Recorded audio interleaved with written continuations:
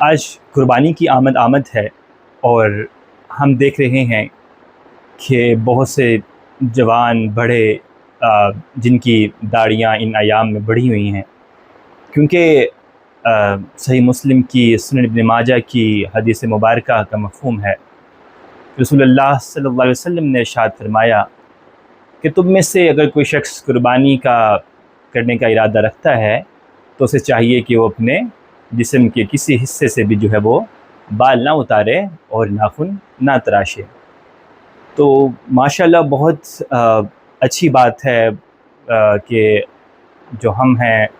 وہ ان ایام کے اندر جو ہے اپنے بال نہیں ترشوا رہے، ناخن نہیں بنا رہے، کیونکہ اللہ کے نبی صلی اللہ علیہ وسلم نے اس چیز سے منع فرمایا۔ اب کسی سے پوچھتے ہیں تو وہ یہی بیان کرتا ہے جی کیونکہ ہم نے قربانی کرنی ہے لہٰذا جو ہے ہم وہ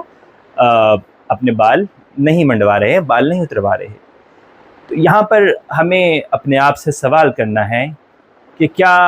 اللہ کے نبی صلی اللہ علیہ وسلم کی یہ حدیث نہیں ہے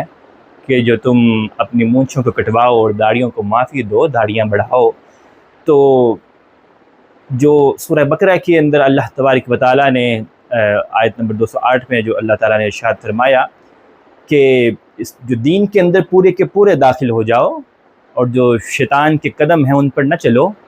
اور جو شیطان تمہارا کھلا دشمن ہے، تو ہمیں اپنے آپ سے سوال کرنا ہے کہ کیا ہم جو ہے وہ دین کے اندر پورے کے پورے داخل ہو چکے ہیں، یا پھر جو چیز ہمیں آسان لگتی ہے، جو ہمیں لگتا ہے کہ مشکل نہیں ہے، بس جلدی سے کر لیں گے ہم، چند دنوں کی بات ہے، تو اس کو تو ہم اپنا لیتے ہیں، لیکن دین کو اپنی زندگی کے تمام معاملات کے اندر جو حصہ بنانا ہے اور اس کے اوپر جو قائم رہنا ہے، اس کے اوپر پختگی سے عمل کرنا ہے، یہ ہمیں جو ہے وہ مشکل لگتا ہے اور ہم یہ کرنے کی کوشش ہی نہیں کرتے۔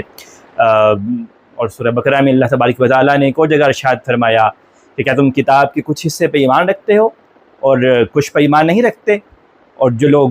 ایسا کرتے ہیں بھلا ان کی سزا کیا ہو سکتی ہے، اور کہ دنیا میں رسوائی اور آخرت کے اندر جو ہے وہ سخت عذاب کی طرف دھکیلے جائیں گے۔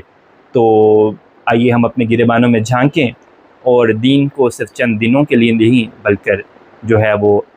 مکمل طور پر ہمیشہ ہمیشہ کے لیے اپنی زندگیوں کا حصہ بنا لیں۔ اللہ تعالیٰ مجھے اور آپ کو توفیق عمل عطا فرمائے۔